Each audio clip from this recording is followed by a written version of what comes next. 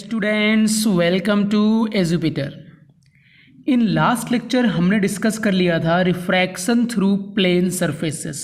Prism का topic discuss किया था, यानी रिफ्रैक्शन थ्रू प्लेन सरफेस वाला हमारा मामला वहाँ पर फिनिश हो जाता है, वो हमने डिस्कस कर लिया। अगर आपको याद हो, इन द बिगिनिंग हमने रिफ्रैक्शन फिनोमिना को दो पार्ट में डिस्कस करने का प्लान किया था। One was through the plane surfaces and the another part was through the spherical surfaces, right. तो स्फेरिकल सरफेसेस के थ्रू रिफ्रैक्शन फिनोमिना कैसे होती है, आज वो हम डिस्कस करेंगे यहाँ पर। The topic is refraction through spherical surfaces. Okay, अब ये स्फेरिकल सरफेसेस कैसी होंगी, दिखने में कैसी होंगी, क्या रहेगा मामला, जरा समझते हैं इस चीज़ को। जैसे अगर प्लेन सरफेस का याद करें आप, तो ऐसा एक मीडियम इधर होता था और एक मीडियम इधर होता था, राइट, यही तो रहता था। एक लेयर रहती थी बीच में, मतलब जो दोनों मीडियम को अलग करती थी। मान लो कोई ग्लास स्लैब रखी हुई है, ऐसी कोई ग्लास स्लैब रखी हुई है, ठीक है ना, एक ग्लास स्लैब है, ऊपर एयर है, तो ये एक बाउंड्री से मीडियम को हम लोग क्या करते थे, सेपरेट करते थे।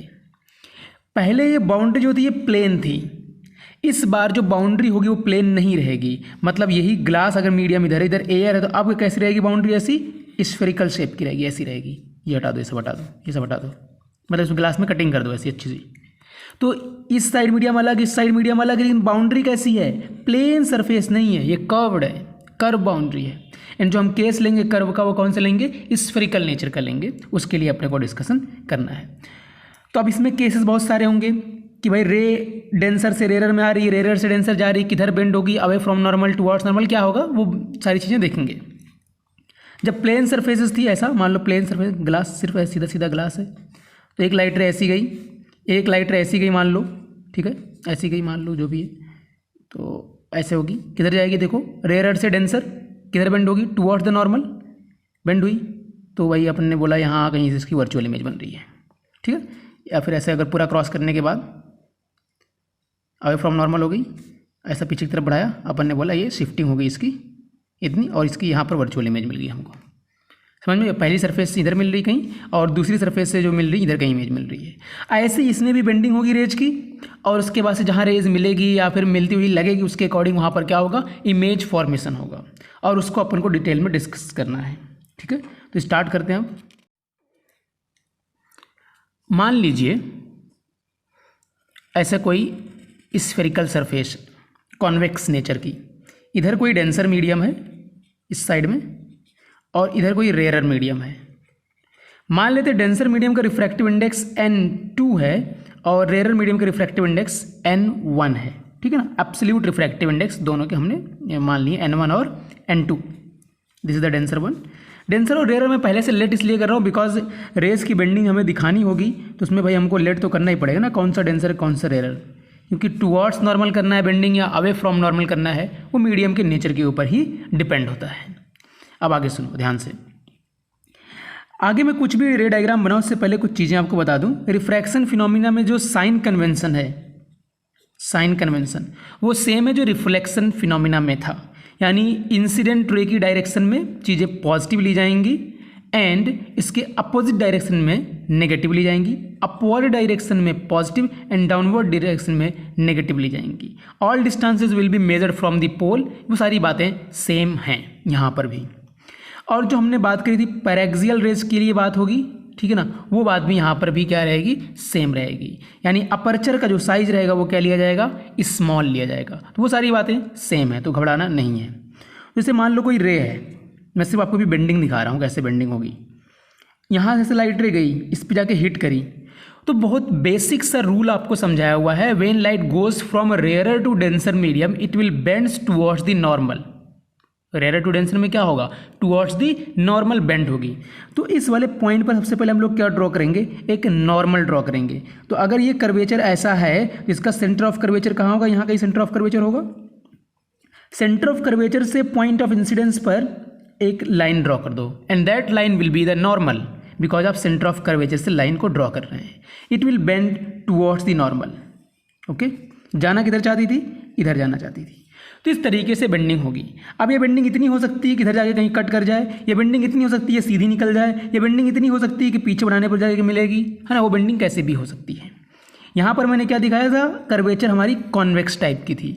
ऐसी कर्वेचर अगर कॉनकेव टाइप की होगी, कॉनकेव टाइप की हो, और मान लो ये डेंसर है और अपना ये रेयरर है, और इधर कहीं ऑब्जेक्ट रखा हो, ये ऑब्जेक्ट मान लो इसको, ठीक, और ये मान लो सेंटर ऑफ कर्वेचर है, ये सेंटर ऑफ कर्वेचर है। कहीं पर भी मान लो, आप ऑब्जेक्ट यहाँ मान सकते हो, सेंटर ऑफ कर्वेचर इधर मान सकते हो, आप ऑब्जेक्ट ने इधर आपने मान लिया इधर ऑब्जेक्ट को, और सेंटर ऑफ कर्वेचर यहाँ मान लिया है, तो कोई दिक्कत नहीं उससे। मैं बस सिखा रहा हूँ कैसे बेंडिंग करनी है। तो ऐसे लाइट रह गई मान लो, ठीक, इस पॉइंट पे आकर हिट करी, अपन क्या करेंगे, इस सेंटर ऑफ कर्वेचर से उस पॉइंट ऑफ इंसिडेंस पे एक लाइन ड्रॉ करेंगे, that line will be the normal. Now as we can see the light ray is moving from rarer to denser medium. तो जाना किधर चाह रही है बच्चों, इधर जाना चाह रही है। रेयरर टू डेंसर जाएगी तो क्या होगा, टुवर्ड्स नॉर्मल या फिर अवे फ्रॉम नॉर्मल। हाँ बिल्कुल सही, टुवर्ड्स नॉर्मल होगा, राइट। ये देखो ये है नॉर्मल, जाना इधर चाह रही, जाएगी किधर, इधर जाएगी। इसको पीछे बढ़ाएंगे तो कहीं जो है आगे मिल जाएगी, इधर कहीं, ठीक है, इधर कहीं मिल जाएगी आगे। अच्छा अगर लाइट ऐसी जाती तो ऐसी तो सीधी निकल जाएगी ना। अगर लाइट ऐसी जाएगी तो कैसे निकल जाएगी, सीधी। क्यों निकल जाएगी सीधी, क्यों बेंडिंग नहीं होगी, बिकॉज ये लाइट रे सेंटर ऑफ कर्वेचर को पास करती हुई जा रही है ना, फिर इसको टच करती हुई जा रही है। मतलब ये क्या हुआ, नॉर्मल को थ्रू जा रही है, नॉर्मल को अलॉन्ग जा रही है, नॉर्मल के अलॉन्ग। यहाँ पर भी अगर ऐसे लाइट जाएगी तो सीधी सीधी निकल जाएगी, बिकॉज इस केस में क्या है, लाइट रे नॉर्मल को फॉलो कर रही है। लाइक ये वाला केस हो गया, ये नॉर्मल है, लाइट रे ऐसे सीधी आके हिट करती है तो सीधी निकल जाती है without any kind of deviation. अब ये बेंडिंग आपने सीख ली। अब इन्हीं बेंडिंग का जो हमने सिखाया आपको ना, ये जो सिखाया हूँ इसी का यूज करके अब हम लोग फार्मूले को ड्राइव करेंगे। Just suppose there is a convex nature spherical surface जिसके एक साइड डेंसर मीडियम है और एक साइड रेयरर मीडियम है, and the refractive index of denser medium is n2 and the refractive index of rarer medium is n1। अब मान लीजिए बच्चों ऑब्जेक्ट जो है आपका रेयर मीडियम रखा हुआ है, ठीक। ऐसे अलग अलग केसेस हो सकते हैं, यहाँ पर कॉन्वेक्स जरूरी नहीं है, कॉनकेव हो सकता है ऑब्जेक्ट रेयर के बजाय डेंसर में रखा हो, कुछ भी हो सकता है। मैंने यहाँ पर एक केस सिलेक्ट किया आपके लिए कि ऑब्जेक्ट कहाँ पर है, आपका रेयर मीडियम में है। This is the pole of the curvature, this is the centre of the curvature, okay. अब इस ऑब्जेक्ट की अपन को इमेज बनानी है, तो ऑब्जेक्ट से कितनी रेज को सिलेक्ट किया जाएगा, 2 रेज को सिलेक्ट किया जाएगा, राइट। ये पहली रे मैंने ली और ये सीधी निकल जाएगी बिल्कुल, ठीक। अब एक रे मैंने और सिलेक्ट कर ली जो कि ऐसी जगह हिट कर रही है।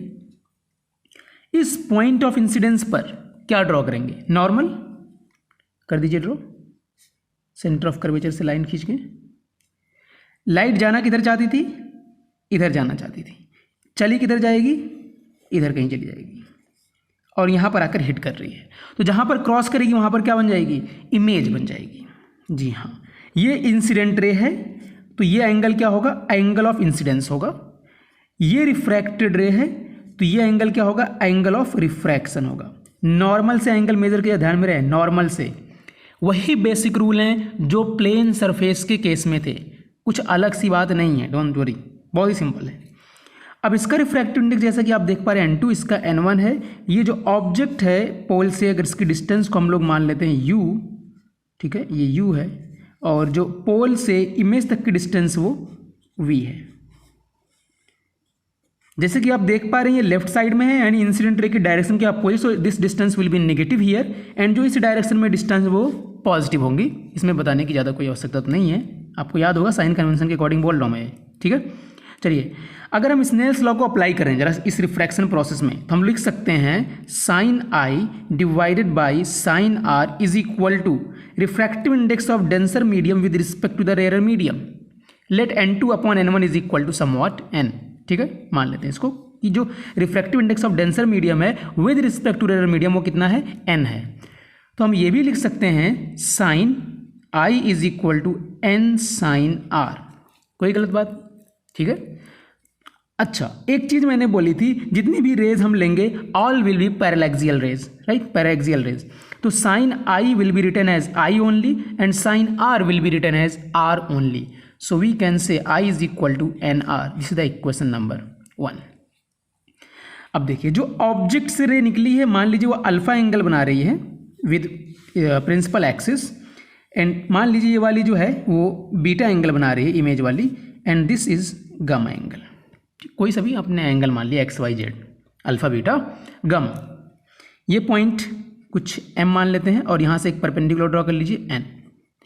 अभी मैंने परपेंडिकुलर इसलिए लिया है बिकॉज जब भी एंगल की बात होती है तो वहाँ पर साइन कॉस टेन ये सब आएगा आपका, तो उसमें परपेंडिकुलर भी आ ही जाता है, जैसे साइन की बात करें टेन की बात करें। अब देखिए कैसे आएगा वो, देखिए ध्यान से। हमें क्या करना है यहाँ पर, जो फार्मूला ड्राइव करना है बेसिकली, ये u और v और जो रेडियस ऑफ कर्वेचर होगी ना PCR, उसके बीच में रिलेशन ड्राइव करना है। क्या करना है, u v और r के बीच में रिलेशन ड्राइव करना है। तो अब u v r अगर अपने को चाहिए तो यहाँ पर i और r सिर्फ आ गया है, u v r कहीं पर दिख नहीं रहा दूर दूर तक अभी तक हमको। यहाँ i और r में देखेंगे, इसमें u v r कहीं नहीं दिख रहा अपने को, ना ये दिख रहा, ना ये दिख रहा, ना ये दिख रहा है। तो i और स्मॉल r जो ये एंगल है ना, एंगल ऑफ इंसिडेंस और एंगल ऑफ रिफ्रैक्शन, इन दोनों को हमें चेंज करना पड़ेगा अल्फ़ा बीटा और गामा में। जब अल्फ़ा बीटा और गामा में चेंज हो जाएगा तब हम अल्फ़ा से देख सकते हैं कि अगर tan अल्फ़ा अप्लाई करेंगे तो उसमें ये बेस मिल जाएगा हमको u, tan बीटा में हमको मिल जाएगा v, और tan गामा में हमको बेस में मिल जाएगा क्या, r। तो हमको क्या करना है, i और r को पहले अल्फ़ा बीटा और गामा में चेंज कर लेना है। लुक एट दिस, ये दिख रहा है आपको अल्फ़ा है, ये अल्फ़ा दिख रहा है आपको, ठीक है। अब ध्यान से देखो इसको, ये ट्रायंगल आप ऑब्जर्व करो, ये वाला ट्रायंगल बड़ा वाला ऑब्जर्व कर लिया, alpha gamma and I. Alpha और गामा इंटीरियर एंगल हैं और आई एक्सटीरियर एंगल है, और अल्फा गामा अपोजिट साइड में है। सो we can say i is equal to alpha plus gamma, ठीक है। चलिए अब दूसरा देखिए, आर के लिए, r and beta opposite side में इंटीरियर एंगल है और गामा एक्सटीरियर एंगल है। देखो ये गामा एक्सटीरियर एंगल है और आर और बीटा इंटीरियर एंगल है अपोजिट साइड में। So gamma can be written as r plus beta, that's mean r can be written as gamma minus beta, इसकी जगह पर गामा माइनस बीटा, ठीक है। सिंपल बात है, बिल्कुल सिंपल है, कोई बड़ी बात नहीं है।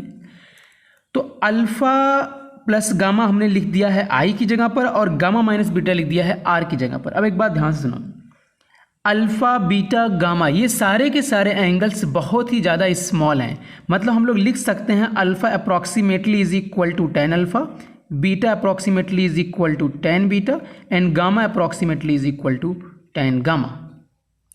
और जब alpha approximately is equal to tan alpha लिख सकते हैं तो टेन अल्फा का मतलब क्या है, परपेंडिकुलर अपॉन बेस, यानी m N divided by n ओ।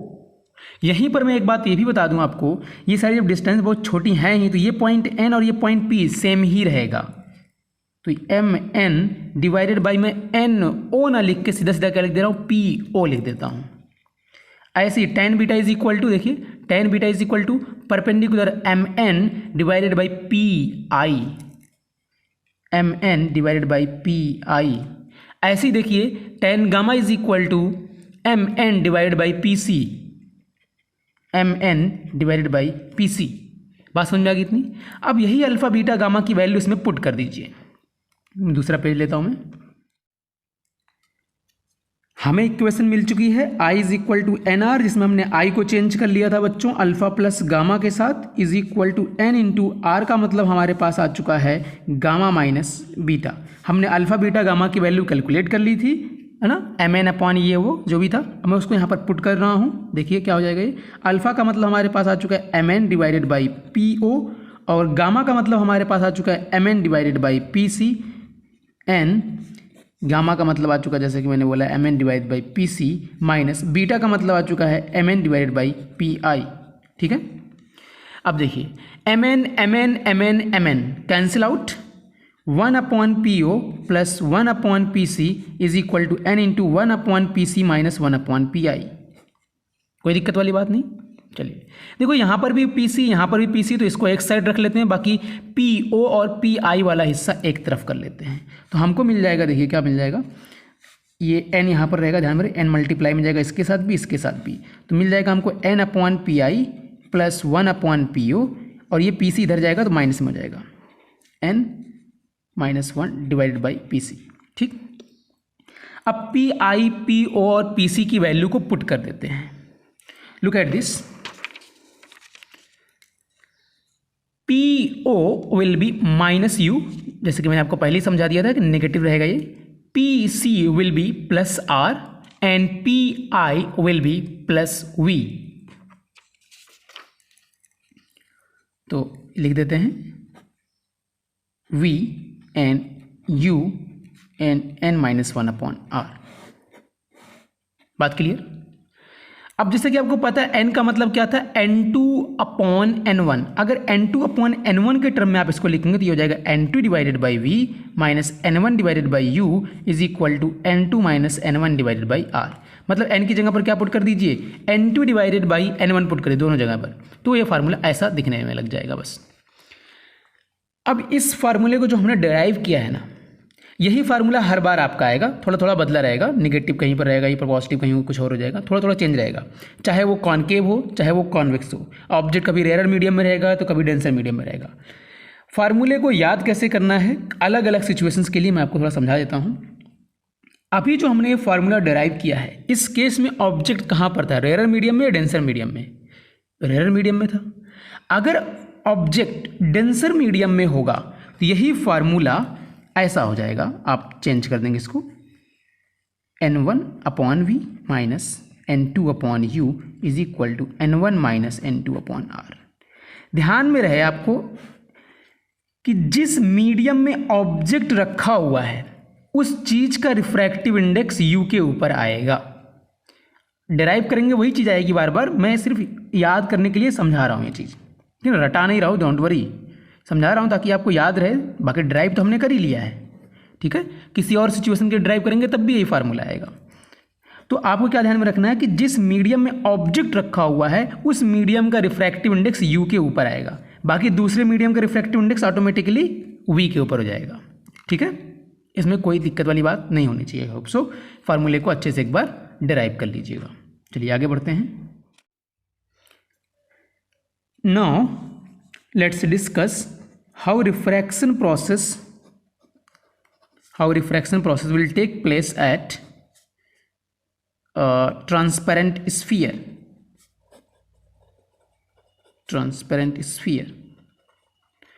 कोई मीडियम है, वो एक स्फीयर है, ठीक है, मान लीजिए कोई डेंसर मीडियम है ये, ठीक है, और ये कोई एक स्फीयर है पूरा कंप्लीट।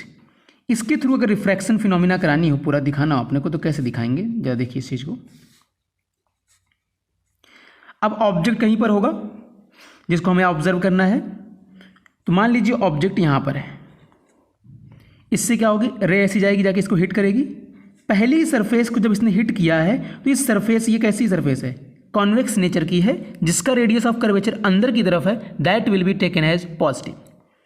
यहाँ पर कहीं सेंटर ऑफ कर्वेचर होगा, इस पॉइंट पर एक नॉर्मल ड्रॉ कर दीजिए, सॉरी यहाँ ना नॉर्मल ड्रॉ कर दीजिए, ऐसा नॉर्मल ड्रॉ कर दीजिए। Now light ray is moving in this direction, जैसे ये रेयरर से डेंसर में एंट्री करेगी तो ये बेंड टुवर्ड्स नॉर्मल हो जाएगी, राइट, ऐसा हो गया bending.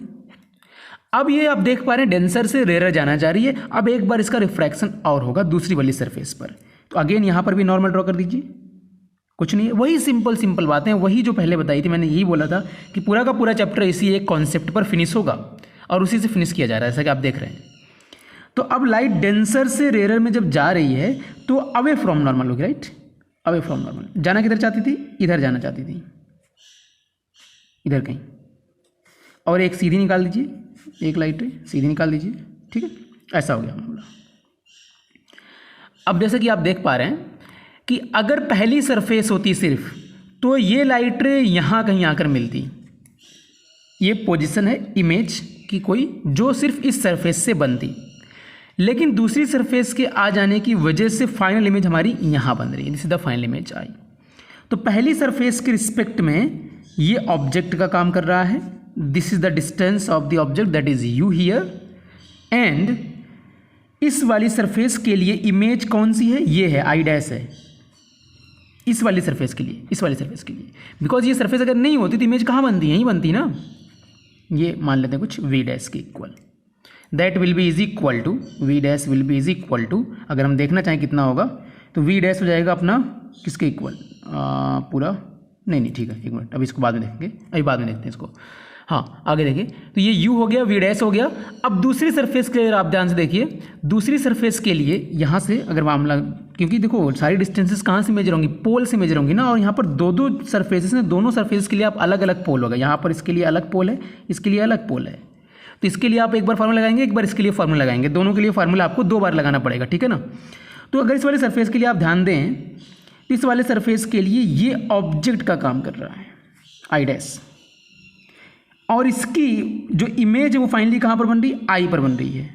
So this is the finally v, this is the finally जो इमेज फाउंड हुई है वो वी डिस्टेंस पर बनी है अपने को जो मिली है, ठीक है।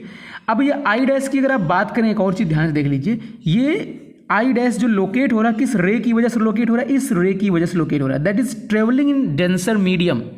सो जो ये आई डैश है जो कि ऑब्जेक्ट का काम कर रहा है, this surface, for this surface will be treated as in denser medium, not in rare medium, please keep in mind. इसकी रे कहाँ पर है, डेंसर मीडियम में। ये एक वर्चुअल ऑब्जेक्ट है, कुछ है नहीं, ये सिर्फ वर्चुअल है, और इस रे की बेंडिंग हुई है ना, और फिर इमेज बनी, राइट। तो इस सरफेस पर जो रे आकर हिट करी वो ये है, जो कि कहाँ पर है, डेंसर मीडियम में, जिसका वर्चुअल अपीयरेंस यहाँ पर है सिर्फ, और फिर फाइनली यहाँ पर इमेज बन रही है। ओके, चलिए अगर बात करें इस वाले सरफेस की, तो इसके लिए भी रेडियस ऑफ कर्वेचर r होगा, तो इसके लिए भी रेडियस ऑफ कर्वेचर r ही होगा। तो दोनों सरफेस पर बारी बारी से फटाफट अप्लाई कर लेते हैं, कोई दिक्कत वाली बात नहीं है। देखिए, तो जब ऑब्जेक्ट आपको बताया मैंने डेंसर मीडियम में रखा रहेगा, तो फार्मूला जैसा कि मेरे पास क्या है, n/v - 1/u is equal to n - 1/, ये फार्मूला लिख लिया हमने, ठीक है, ये फार्मूला लिख लिया। अब देखिए, अब इसको अप्लाई कीजिए इसमें, तो n डिवाइडेड बाई इस वाले सरफेस से इमेज की डिस्टेंस कितनी है, आई डैश यानी वी डैश के इक्वल है, वी डैश माइनस 1/, इस वाले सरफेस से ऑब्जेक्ट की डिस्टेंस कितनी है, u के इक्वल है, n - 1/, मान लीजिए इस स्फीयर का रेडियस ऑफ कर्वेचर r है, तो ये होगी इक्वेशन नंबर 1। ठीक, मैं यहाँ पर सिखा रहा हूँ कि ऐसी प्रॉब्लम को कैसे टैकल करना है। अगर कोई मान लीजिए वाटर ड्रॉप हो या फिर कोई स्फेरिकल ग्लास हो, ठीक है, तो उसकी वजह से जो भी रहेगा मामला, ऑब्जेक्ट यहाँ इमेज वहाँ है, तो कैसे टैकल करेंगे उसको सिखा रहा हूँ। तो एक बार आप यहाँ पर लगाएंगे, अप्लाई करेंगे, एक बार इस पर अप्लाई करेंगे, 2 बार आपको अप्लाई करना पड़ेगा। अब दूसरी सरफेस के लिए ध्यान से सुनिए, दूसरी सरफेस वाले केस में ऑब्जेक्ट कहाँ पर है, डेंसर मीडियम में है, तो u के ऊपर क्या आएगा, n आएगा, ध्यान में रहे। और यहाँ पर क्या रहेगा, इमेज, जो इमेज बनी कहाँ पर बनी, इस वाली सरफेस से आई डिस्टेंस पर, जो कि क्या हमने लिया है, v लिया है, is equal to 1 - n divided by r। Value तो वही रहेगी, r की वही रहेगी, कुछ अलग नहीं है। इक्वेशन नंबर 2, ठीक है। अब यहाँ पर देखिए एक और चीज़ जो हम रिलेट कर सकते हैं थोड़ा सा, v डैश को जो मैं रिलेट करना चाह रहा था, पहले हो नहीं पाया था, v डैश को हम लिख सकते हैं u dash plus 2r, u dash plus 2r, और ये u डैश ही तो रहेगा, देखो ना, u डैश तो रहेगा ना फॉर्मूले में। यहाँ पर इस वाले सरफेस के लिए बात करेंगे तो ये क्या रहेगा, u डैश रहेगा ना यहाँ पर u की जगह पर। तो ये होगी 2 इक्वेशंस हमारी। अब इन 2 इक्वेशंस को हम लोग क्या कर लेंगे, यूज कर लेंगे, सिंप्लीफाई कर लेंगे। और जब सिंप्लीफाई करेंगे वहाँ पर आपको एक चीज़ बहुत अच्छे से ध्यान में रखनी है, इस वाली सरफेस के लिए ऑब्जेक्ट डिस्टेंस इस साइड में है, that will be putted in negative, इसको नेगेटिव में पुट करेंगे आप। और r किधर है, इस तरफ है, तो वो किस में पुट करेंगे, पॉजिटिव में पुट करेंगे। वहीं दूसरी सरफेस की अगर आप बात करें तो ऑब्जेक्ट किधर है, इस साइड में आप मेजर कर रहे हैं, इस साइड में डिस्टेंस मेजर कर रहे हैं, दैट विल बी पॉजिटिव। और बात करें रेडियस ऑफ कर्वेचर की, तो आप इस साइड में मेजर कर रहे हैं, दैट विल बी नेगेटिव। इस सरफेस से देखना आपको, इस सरफेस से इस साइड में आ रहे हैं ना नेगेटिव, इस साइड जा रहे हैं पॉजिटिव, इस वाले सरफेस इस साइड नेगेटिव और इस साइड पॉजिटिव। ठीक है, आई होप ये आपको समझ में आ गया होगा कि कैसे इस टाइप की प्रॉब्लम्स को आप सॉल्व करेंगे। ये इस टाइप की प्रॉब्लम में मैंने एक केस लिया है, अभी आगे और मैं 2 केस लेके दिखाता हूँ आपको। देखिए, अब उसी केस में मान लीजिए स्फेरिकल कोई मीडियम है, कोई स्फेरिकल वाटर ड्रॉप है, कुछ है ऐसा। मान लीजिए जो ऑब्जेक्ट है ना, वो रेयर मीडियम में ना रख के वाटर ड्रॉप की बिल्कुल सरफेस पर रख दिया जाए। ये ऑब्जेक्ट है, this is the position of object and this is the centre of curvature. ठीक है, और फिर कैसा रिफ्रैक्शन फिनोमिना होगा और कैसे हम लोग अप्लाई करेंगे फार्मूला को, देखिए ध्यान से। तो इस ऑब्जेक्ट से कोई भी रे निकलेगी ऐसी, किसको हिट करेगी? इस वाली सरफेस को हिट करेगी, इस सरफेस कर्वेचर को हिट करेगी, इस कर्वेचर को, राइट। तो एक ही बार रिफ्रैक्शन फिनोमिना होगा इसमें ऐसा होगा केस, समझो ये ऑब्जेक्ट कहाँ पर है, डेंसर मीडियम में हो गया बेसिकली, और उससे रे निकली और फिर रेयर मीडियम में चली जाएगी। ये आपने नॉर्मल मिला दिया इसमें। अब इसमें दो केस हो सकता है भाई, लाइट इधर जाना चाह रही, इधर इस तरफ, इस तरफ, इस तरफ, इस तरफ, बेंड तो होगी अवे फ्रॉम नॉर्मल। अब वो हल्की सी भी बेंड हो सकती है इतना बेंड हो, तो पीछे बढ़ाने पर कहाँ मिलेगी? इधर कहीं मिलेगी, या फिर थोड़ा ज़्यादा बेंड होगी, इधर कहीं मिल जाएगी। तो कुछ भी हो जाए कोई दिक्कत नहीं है, आप चाहे हल्का बेंडिंग करा लीजिए और पीछे मिला दीजिए लाइट रे को बढ़ा के, या फिर ज़्यादा बेंड करा के यहाँ मिला दीजिए। वो डिपेंड करेगा इसका नेचर क्या है, मीडियम का कितना इसका रिफ्रैक्टिव इंडेक्स वगैरह, उसके हिसाब से डिपेंड होगा ये सारी चीज़ें। तो मान लीजिए यहाँ पर इमेज बन गई, एक लाइट रे इधर से भी गई होगी, कटपिट हुआ और ये इमेज बन गई। तो रिफ्रैक्शन किस सरफेस पर हो रहा है? रिफ्रैक्शन इस सरफेस पर हो रहा है। तो डिस्टेंस आप कहाँ से मेजर करेंगे? इस सरफेस के रिस्पेक्ट में मेजर करेंगे। इसको पोल बोला जाएगा। यहाँ पर पोल किसको बोला जाएगा? इस वाले पॉइंट को, ध्यान में रहे। तो object position is u, that is equal to 2r। Radius of curvature r है, तो ये r कितना हो गया? 2r हो गया, क्योंकि हमने केस क्या लिया है, ये ऑब्जेक्ट उसके सरफेस पर ही है। अच्छा, इमेज पोजीशन मान लीजिए v है, जो कि हमें कैलकुलेट करनी है। तो हमारे पास फार्मूला वही है, n/v - 1/u is equal to n - 1/r। लेकिन ऑब्जेक्ट कहाँ पर है? ऑब्जेक्ट डेंसर मीडियम में है, तो हम लोग लिखेंगे n/u, और यहाँ पर क्या हो जाएगा? अपने आप 1 हो जाएगा। n-1 के बजाय क्या हो जाएगा? 1 - n। रेडियस ऑफ कर्वेचर हमारी r ही है। ये हो गया हमारा इक्वेशन, और इसी इक्वेशन को सॉल्व करके हम लोग जो भी चीज़ गिवन रहेगी उसके अकॉर्डिंग पुट करके, और जो नहीं गिवन उसको कैलकुलेट कर लेंगे। यहाँ पर ध्यान में रखने वाली बात यह है कि जब इसको अपने पोल माना है तो u will be negative and r will also be negative. दोनों नेगेटिव हैं, यह भी नेगेटिव और ये भी नेगेटिव। देख सकते हैं आप, u को भी इधर ही मेजर करेंगे, r को भी आप इधर ही मेजर करेंगे। So both will be negative. Okay बच्चों, चलिए अगला देखते हैं। नेक्स्ट मान लीजिए जो ऑब्जेक्ट वो सरफेस पे ना रखे, इसी के अंदर रखा हो, इसी के अंदर रखो। ये है, सॉरी ऑब्जेक्ट नहीं, ये है centre of curvature c, and object मान लीजिए ये ऑब्जेक्ट है, ठीक। तो लाइट ऐसे जाएगी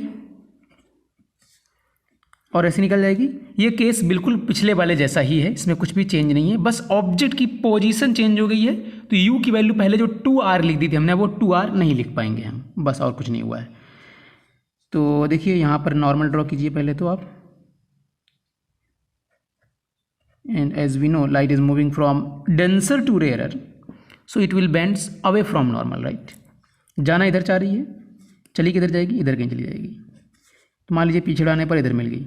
इस बार देखो मैंने कम बेंड कराया है, कुछ भी कर सकते हैं, कम बेंड करा लें या ज़्यादा बेंड करा दोगे, यहाँ मिल जाएगी, कोई दिक्कत नहीं। डिपेंड करेगा और रिफ्रैक्टिव इंडेक्स क्या है। मैंने एक एग्जांपल ले लिया, इस बार कम बेंड करा के ले लिया और यहाँ पर मिला दिया, कोई दिक्कत वाली बात नहीं है। इसलिए मैंने इमेज के लिए मैंने बोला भी नहीं नेगेटिव लेना है पॉजिटिव लेना है। इमेज डिपेंड करेगा किधर बन रही है, उसके हिसाब से फिर नेगेटिव पॉजिटिव डिसाइड होगा। लेकिन ऑब्जेक्ट तो कंफर्म ना आपने यहाँ रखा है, रेडियस ऑफ कर्वेचर तो कंफर्म ना कि ये सेंटर ऑफ कर्वेचर, तो इसलिए इसको नेगेटिव और पॉजिटिव में बोल रहा हूँ। बाकी ये ऑब्जेक्ट के लिए, इमेज के लिए कुछ नहीं बोल रहा हूँ मैं। चलिए, तो इस वाली सरफेस पर देखिए क्या हो रहा है, रिफ्रैक्शन हो रहा है। तो पोल आप कहाँ कंसिडर करेंगे? यहाँ कंसिडर करेंगे। अब पोल से जब आप सेंटर ऑफ कर्वेचर की तरफ जाएंगे तो रेडियस ऑफ कर्वेचर जब ये मेजर करेंगे तो क्या लेंगे? नेगेटिव। एंड ऑब्जेक्ट की पोजीशन भी क्या लेंगे आप? नेगेटिव, ठीक है। फार्मूला आपके पास वही है। ऑब्जेक्ट कहाँ पर रखा हुआ है? डेंसर मीडियम में रखा हुआ, जिसका रिफ्रैक्टिव इंडेक्स n है with respect to the surrounding. So हमारे पास फार्मूला हो जाएगा n divided by u, 1 divided by v is equal to 1 minus n divided by r। इस फार्मूले का यूज़ करेंगे एंड सॉल्व कर लेंगे उसको फटाफट बिना किसी दिक्कत के। आई होप आपको ये समझ में आया होगा। अब मान लीजिए कोई स्फेरिकल मीडियम है और वो डेंसर ना होके रेयरर है, मतलब उसके चारों तरफ का मीडियम डेंसर है, ठीक है ना। रिलेटिवली वो क्या है? खुद रेयरर है, ये खुद रेयरर है। इस केस में क्या करेंगे भाई साहब? देखो कुछ नहीं है, वही बेसिक बातें हैं। रे आएगी, रे जाएगी, बेंड होगी, वो कर देना अपने को यार। आ रही है आने दो, जा रही है जाने दो। अब कैसे आएगी कैसे जाएगी वो डिसाइड होगा, जैसा नेचर रहेगा, जैसे लॉज बने हुए अपना डिसाइड कर लेंगे फटाफट, क्या दिक्कत है, कोई दिक्कत नहीं है। तो ये मैंने ड्रॉ कर लिया एक लाइन प्रिंसिपल एक्सिस, ठीक है, यहाँ पर रख दिया मैंने एक ऑब्जेक्ट, ठीक है। अब क्या करना है भाई, इस ऑब्जेक्ट से रेज निकाल देनी है, ये निकाल दी, लो चली गई। ये मीडियम खुद क्या है, रेयर, उसके चारों तरफ का मीडियम क्या डेंसर है। इसको आप ऐसे इमेजिन कर सकते हैं कोई एयर बबल वाटर के अंदर है, तो वाटर खुद क्या हुआ, डेंसर मीडियम होगा, और एयर क्या हुई, रेयर मीडियम हुई, एयर बबल, राइट, ऐसा इमेजिन कर सकते हैं आप। ये क्या हुआ, सेंटर ऑफ कर्वेचर, ओके। अब एक रे और निकालो, एक रे और निकालो, लुक एट दिस वन। यहाँ पर क्या ड्रॉ करेंगे हम लोग, नॉर्मल, नॉर्मल कहाँ से ड्रॉ करेंगे भाई साहब, वही सेंटर ऑफ कर्वेचर से, वही पुरानी बातें, वही पुरानी बातें हैं, वही बेसिक बातें, वही कॉन्सेप्ट एक ही है, उसी से धीरे धीरे धीरे धीरे चीज़ों को मोर कॉम्प्लेक्स एंड कॉम्प्लेक्स करते चले जाते हैं। अगर आपको पुरानी बातें याद हैं तो वो कॉम्प्लेक्स चीज़ें आपको आसान लगेगी, अगर पुरानी बातें याद नहीं है सीधे आप कॉम्प्लेक्स बात पे आके अटकोगे, कहोगे यार तो बहुत डिफिकल्ट है, हमको तो समझ में नहीं आया, कांटे की तरह चुभ जाएगा फिर मामला। तो इसलिए मैंने कहा था स्टार्टिंग में ही कि जो छोटी छोटी बातें बता रहा हूँ अगर वो ध्यान है तो कोई दिक्कत वाली बात नहीं होगी। तो अब ये रे किधर जाना चाहिए, इधर जाना चाहिए, ऐसे ऐसे इधर निकल जाएगी, लेकिन नहीं निकलेगी नहीं। ये क्या है, रेयर डेंसर, और ये क्या है, रेयर है, किधर बेंड होगी, अवे फ्रॉम नॉर्मल। ध्यान में रहे, डेंसर ये है बाहर वाला, इधर रेयर है, तो अवे फ्रॉम नॉर्मल मतलब थोड़ा सा बेंड करा दो इसको, थोड़ा सा बेंड करा दिया हमने, पीछे तरफ बढ़ाएंगे कहाँ मिलेगी, यहाँ कहीं मिलेगी, ठीक।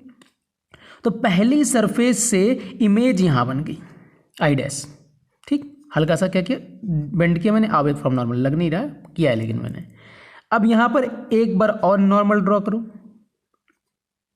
अब ये वापस से कहां जा रही, रेयर से डेंसर, पहले डेंसर से रेयर किया, अब रेयर से डेंसर, ये नॉर्मल है। तो रेयर से डेंसर जाएगी, क्या होगी, टुवर्ड्स नॉर्मल, जाना इधर चाह रही है, जाना इधर चाह रही है, किधर चली जाएगी, इधर कहीं चली जाएगी, पीछे बढ़ाएंगे तो कहाँ मिलेगी, यहाँ आके मिल गई आई, ये आई डैश, ये आई। तो फाइनल सरफेस जो इमेज बन गई फाइनल यहाँ पर बन गई है, और पहली वाली सरफेस जो इमेज बन गई आई डैश वो यहाँ पर बन गई है।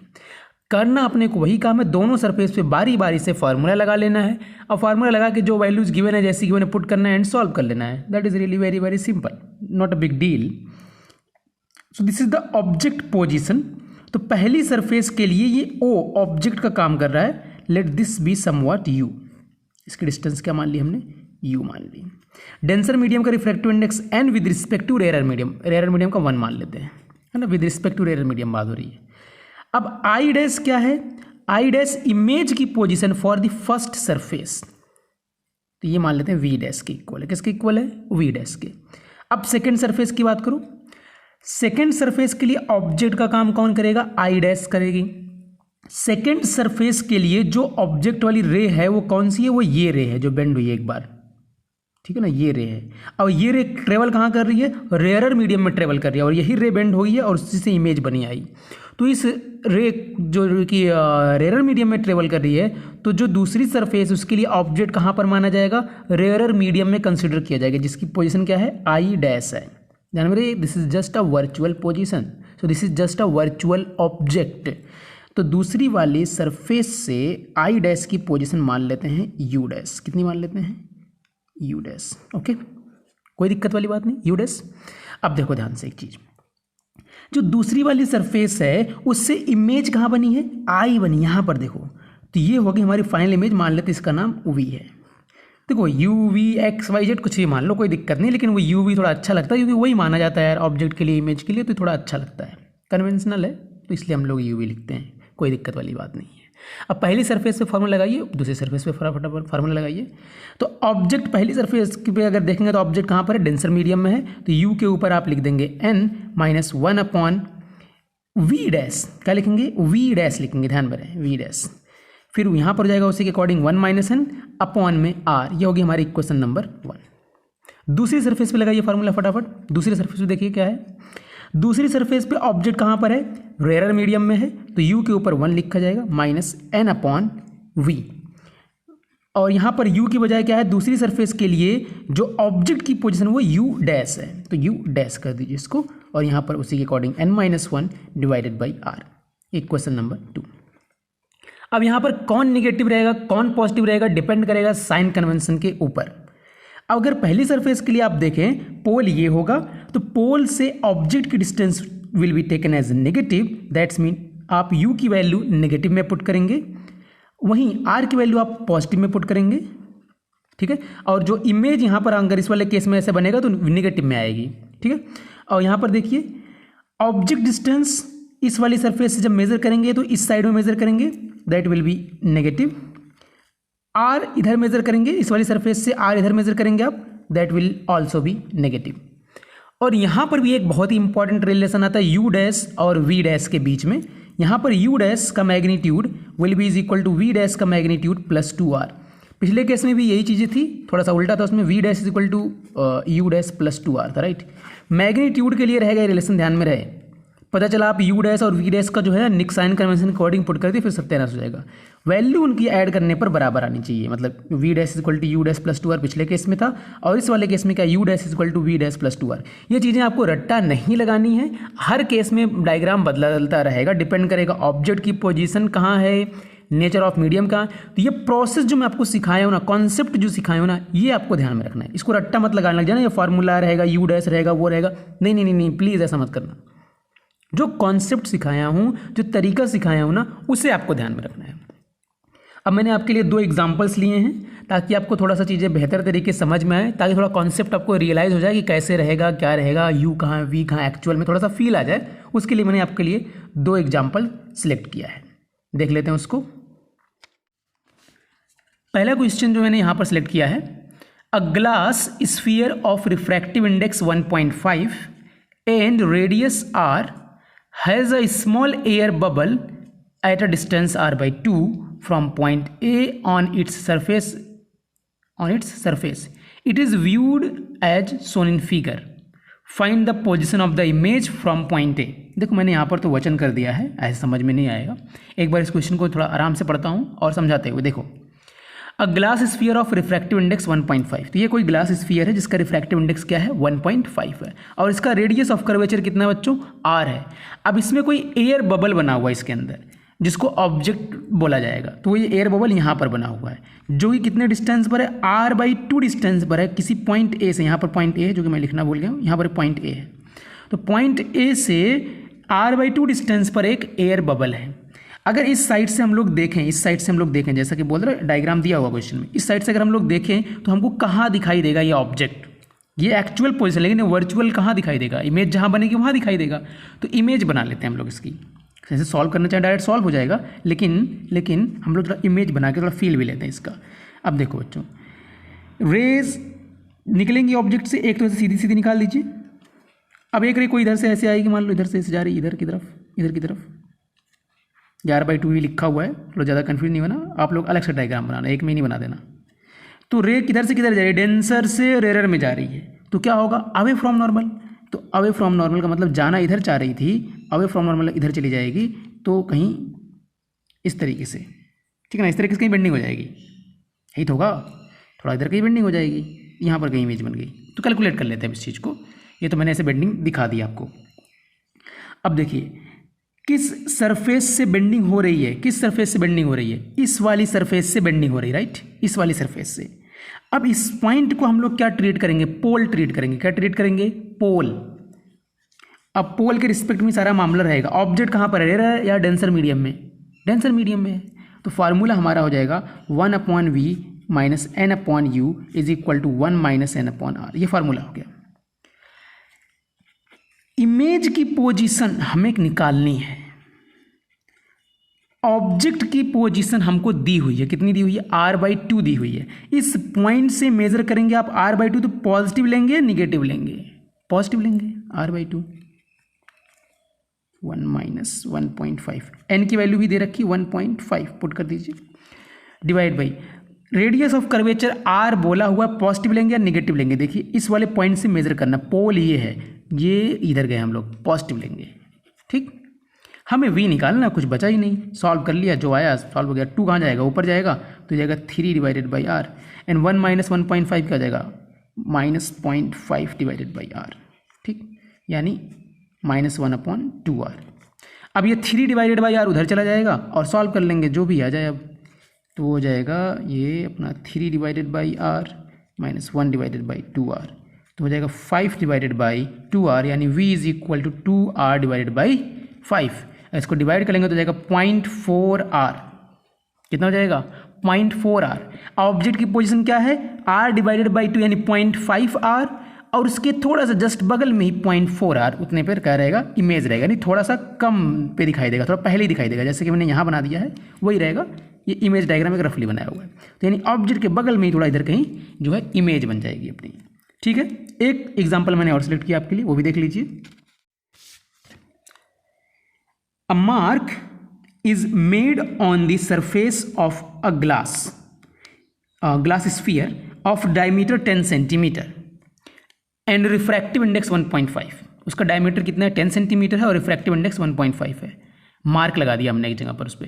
It is viewed through the glass from position directly opposite. अब अपोजिट साइड से उस मार्क को हम लोग देख रहे हैं। What will be the distance of image of the mark from the centre of the sphere.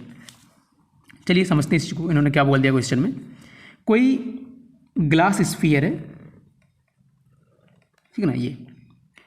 अब यहाँ पर आपने लगा दिया मार्क, ये मार्क लगा दिया आपने, तो ये हो गई ऑब्जेक्ट। इसके जस्ट अपोजिट साइड से, यानी इधर से आप देख रहे हैं उस चीज़ को, इस साइड से देख रहे हैं आप, और ये उसका सेंटर ऑफ कर्वेचर है मान लेते हैं। तो जब आप इस ऑब्जेक्ट को इस साइड से देखेंगे तो मामला क्या रहेगा? मामला यही रहेगा ना, यहाँ से रेज निकलेंगी और आँख पे पहुँचनी है, उसके हिसाब से जो रहेगा डिसाइड कर लेंगे। तो यहाँ हमारी आँख है, नयन, भौतिक रूपी नयन, ऐसा ही रहता है, ठीक है ना। इसमें कोई डरने वाली बात नहीं है, भूत की आँख नहीं है, ये भौतिक रूपी नयन है। चलिए, अब ये ऑब्जेक्ट से रे ऐसी गई, सीधी आँख पे पड़ी, ओके। एक रे और निकाल लीजिए, ये पड़ी। लाइट रे किधर से किधर जाए? Denser to rare medium, right. तो किधर बेंड होगी? Away from normal. तो नॉर्मल पहले ड्रॉ कर लीजिए, नॉर्मल ड्रॉ कर लीजिए, सिंपल है, कुछ भी दिक्कत नहीं। नॉर्मल से दूर, कितना दूर? थोड़ा सा दूर कर दीजिए इसको ऐसा। पीछे बढ़ाएंगे कहाँ जाके मिलेगी? और यहाँ आके मिल रही, कहीं पर भी मिल रही है, ठीक है, यहाँ आके मिल गई। सिंपल है, सिंपल डायग्राम है, सिंपल डायग्राम है, बताया हुआ आपको, समझाया हुआ सब। यहाँ पर इमेज बन गई। अब देखो, हमें इस इमेज की पोजीशन निकालनी कहाँ से? सेंटर ऑफ कर्वेचर से। Before calculating from centre of curvature, जो फार्मूला हमारे पास हम उसको अप्लाई करेंगे ना, उस फार्मूले में जो आएगा पहले वो सॉल्व करते हैं, एंड देन उसके बाद सेंटर ऑफ कर्वेचर से जो मामला वो देख लेंगे। ये जो डायमीटर है 10 सेंटीमीटर का, तो ये रेडियस ऑफ कर्वेचर कितनी हुई? 5 की हो गई, राइट। ये 5 सेंटीमीटर। और रिफ्रैक्टिव इंडेक्स कितना दिया हुआ है? 1.5 दिया हुआ, ग्लास का मामला है पूरा। अब एक बात बताओ, रिफ्रैक्शन कौन सी सरफेस पर हो रहा है? इस वाली सरफेस पर हो रहा है ना, देखो इस वाली सरफेस पर। पोल कहाँ लेंगे आप? इसी वाली सरफेस पर लेंगे पोल। अब इसी पोल से ऑब्जेक्ट की डिस्टेंस, इसी पोल से इमेज की डिस्टेंस, इसी पोल से सेंटर ऑफ कर्वेचर यानी रेडियस ऑफ कर्वेचर सबको मेजर किया जाएगा, ठीक। चलिए फटाफट फार्मूला लगाते हैं। ऑब्जेक्ट हमारा जैसा कि आप देख पा रहे हैं डेंसर मीडियम में रहेगा, बिकॉज मार्क वहीं पर लगा हुआ है डेंसर मीडियम में। फार्मूला जाएगा 1/v minus n/u is equal to 1 minus n/r, बिना किसी दिक्कत के, सिंपल फार्मूला। v हमें निकालना है, n का वैल्यू हमें दिया हुआ 1.5। अब आती बात u की। देखो पोल यहाँ पर है, u यहाँ पर है, ये पूरी डिस्टेंस कितनी हुई? 2r के इक्वल हुई। किसके इक्वल हुई? 2r के इक्वल हुई। पुट कर दीजिए 2r। पॉजिटिव रहेगी या नेगेटिव? पॉजिटिव रहेगी। 1 माइनस 1.5 डिवाइडेड बाई, आज r क्या देखिए, r क्या रहेगा? पोल से इधर जाएंगे तो क्या लेंगे? पॉजिटिव या नेगेटिव? पॉजिटिव लेंगे, r पुट कर दीजिए, तो 1/v। अब 1.5 का मतलब हो जाएगा भाई साहब 3 डिवाइडेड बाई 2, तो हो जाएगा 3 divided by 4r is equal to 1 minus 1.5 का मतलब -0.5 यानी -1/2r, ठीक है। अब ये 3 डिवाइडेड बाई r उस साइड जाएगा और प्लस हो जाएगा उस साइड जाके, तो ये हो जाएगा 1/v is equal to 3 divided by 4r minus 2 divided by 4r is equal to 1 divided by 4r, यानी v इज इक्वल टू कितना आ गया बच्चों? 4r के इक्वल आ गया। अब r की वैल्यू हमको पता है 5 सेंटीमीटर है, सो इट विल बी 20 सेंटीमीटर, यानी पोल से 20 सेंटीमीटर डिस्टेंस पर इमेज रहेगी, यानी जितना बड़ा ये है उतना ही बड़ा और यहाँ का इमेज बन जाएगी ऐसी, ठीक। हमको कहाँ से कैलकुलेट करना है? From the centre of curvature. तो भाई साहब अगर ये पूरा 20 सेंटीमीटर है, ये आपको 5 सेंटीमीटर है, तो कितना हुआ यहाँ से? 15 सेंटीमीटर हुआ, यही तो कौन सी बड़ी बात है, ठीक है ना। ये 5 है, ठीक है। तो भाई पूरा 20 है, 5 निकाल दो, उसमें से कितना बचा, 15 सेंटीमीटर बचा। तो from the centre of curvature the position of the image will be 15 centimetre. तो इस तरीके से कुछ प्रॉब्लम्स रहेगी, बाकी केसेस दुनिया भर के बन जाएंगे। ये मैंने 2 एग्जाम्पल से आपको ले लिया ताकि आपको दिक्कत ना हो ज़्यादा। अगले लेक्चर में हम लोग डिस्कस करेंगे लेंस के ऊपर, है ना। इन्हीं फार्मूलाज का यूज करेंगे और लेंस का एक नया फार्मूला बनाएंगे। Thank you very much.